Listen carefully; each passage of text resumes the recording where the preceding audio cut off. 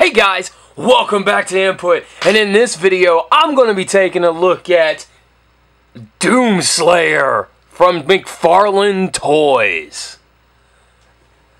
You know, normally this is the part where I say let's dig into this, but I think it would be really fitting if I said let's rip and tear into this.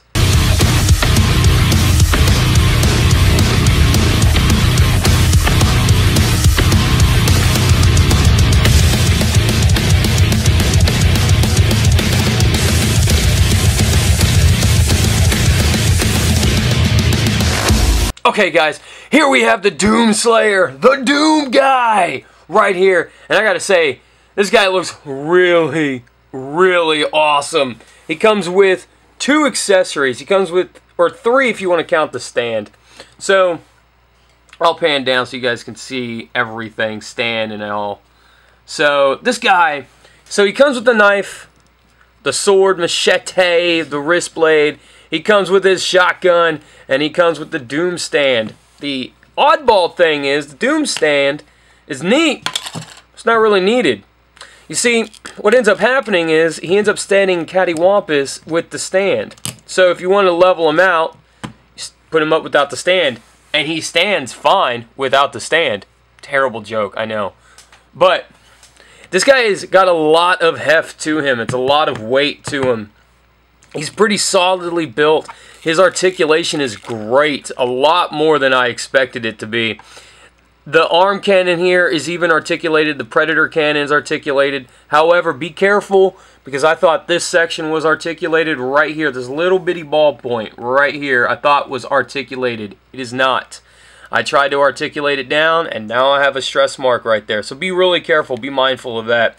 So, but he can get some pretty decent articulation out of that shoulder cannon. Paint is all over this guy. Every bit of this figure has some paint on him.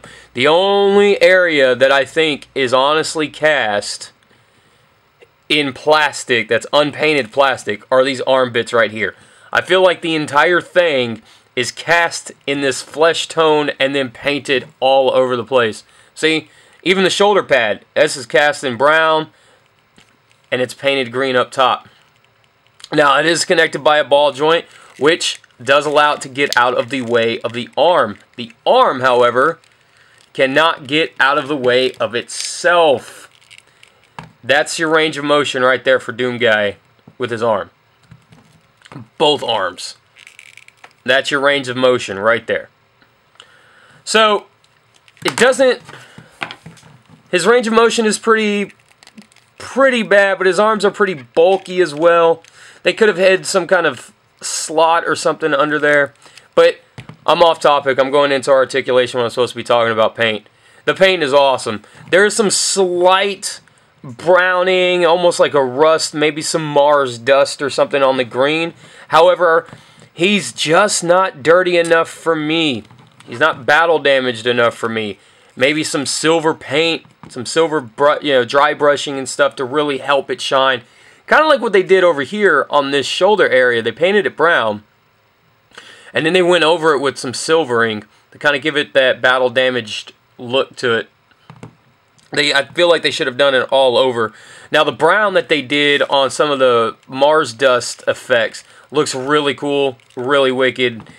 But again, like I said, I wish they would have dry brushed some silver in some places. They did it here on the brown. They dry brushed on the brown, but they didn't dry brush on the green. They didn't really add a wash or anything either to really dirty him up. So, yeah. That's this guy. His blade right here connects right, there's a hole right there and it connects into it. But this guy, like I said, even without the wash, even without the dry brushing, that's something that I could easily take care of myself. But this guy, honestly, looks wicked. I absolutely love it. Articulation right here, you've got the arm here on the cannon. It does rotate back and forth like this, and this top part can spin like so.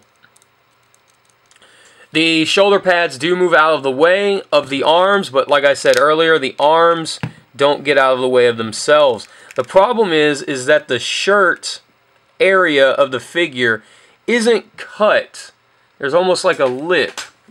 Try and zoom in. There's almost like a lip right here. And it butts up against everything else. If they would have just cut that lip down, you'd get a lot more range out of this arm. It's a bit of a shame that the Doom guy can only go that far. And it's on both sides. See? Ball jointed, so it comes off pretty easily. And since it's a ball joint, you can pop it back on. But this gives a really good showing of how some of this should have been shaved down where the lip is. Right here. It shouldn't have been that far up. Because like I said, it does interfere with articulation. The arms do rotate. They are fairly tight, but you can only really get them about right there. And I feel like right there is where he starts to kind of, I feel like he's about to break almost. So he does have a single articulated elbow. He does have wrist articulation. And it's almost like it can go in and out. But again, there is some hindrance here on the gauntlets. So you do get some in and out. And you only get the in and out on this one because the giant gauntlet part goes over.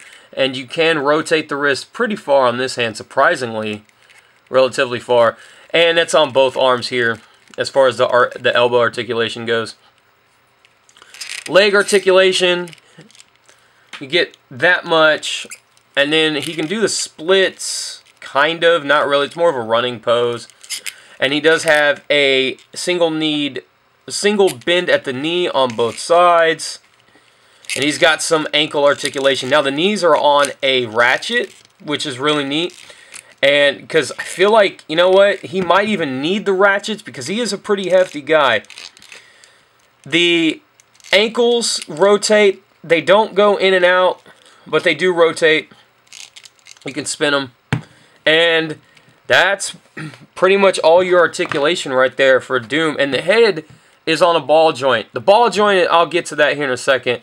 But you can go up and he can look around and do all this other stuff. So, now this brings me to my final point on this. Let me show you guys this. This is why I'm kind of about this figure. I don't know. I might have to get a light in there. Let me move my light. I'm going to move my light into frame, probably. Okay. So, as you can see, I had to move my light down.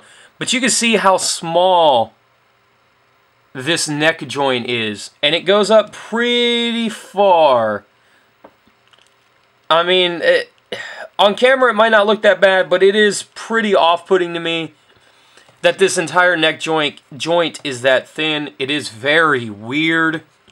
And it's very thin. The problem with it being so thin is that when I rotate the head, it feels like that neck piece, it feels like it is going to snap. I don't understand why they did it like this. They could have used a thicker piece and done it that way. I don't know. I don't understand why they did it this way. It's very, very weird to me. I don't understand it. I don't know. But like I said, right out of the box, it felt like it was going to snap. I had to heat it up just a little bit to begin to move it, and that freed it. But I feel like if I didn't do that, the head would have broken off because of how thin that entire neck is. It's a little ridiculous. But yeah. So move my light back up. But yeah. So that's kind of what you're facing here with the neck. It can be a problem. It can be an issue for some people. It bothers me, but after I heated it up, that is my thing that I'm going to say is that you heat this up. Now my advice is that you heat that up and get it to move if yours is tight from out of the package. Other than that, this figure is really cool. So I'll be right back, guys, with final thoughts. Okay, guys, final thoughts on the Doomslayer Doom Guy. That's based on the 2016 reboot, PS4 version, Xbox One, PC version of Doom. Is this guy a must-have? I would say, if you like Doom, and you love the 2016 version of Doom, and you wanted a representation of that somewhere throughout your house, definitely grab him. Although, the price I feel like is a little steep. He is in the $25 range, but he is 7-inch, and he is pretty hefty. It's just, I guess I'm used to buying Transformers and 5-inch figures and stuff. So, I feel like for $25, the neck should not have been an issue. The neck should not have been something that you worry about at all, coming off, breaking off, or anything like that. The knife here doesn't really plug in very well. I don't know, this spot right here on the back is supposed to plug into the back of the forearm as well, but it doesn't. There's a small slot for it, but it doesn't go into the slot fairly well. This figure reminds me, truthfully, of the early NECA video game figures, where it was really cool to see something like Ryu Hayabusa from Ninja Gaiden. It was really cool to see stuff like that, but it's almost like they wanted to put too much love into the figure instead of pulling it back just a little bit. It's a nice first attempt. I would really like to see if they redid this guy, to see what they would fix, see what they would come up with, and that kind of thing. So, is it a must-have? Only, man, I'll say this, only if you like what you see. He is hefty, he is great, he is olive green. The original launch pictures, prototype pictures, didn't really have him in this color.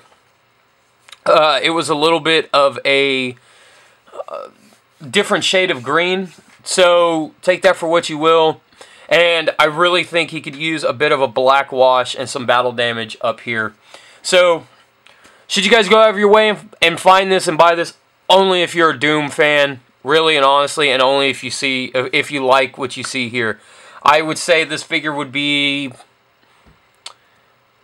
I would say it'd be a soft recommend for me if you like what you see. If you are a Doom fan, especially a 2016 Doom fan, honestly, then that would make it a definite recommend for me. Not really a hard recommend. It's just, honestly, the whole reason why I can't do a hard recommend is because of the neck joint. That worries me. It really does worry me.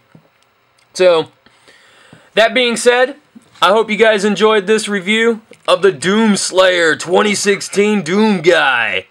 And as always, I'll see you guys next round. Thanks for stopping by. Enjoy the rest of your day, night, evening, whatever it is that you guys are being able to watch this. And I'll see you next video. And as always, cut. No. Cut it out. Later, guys.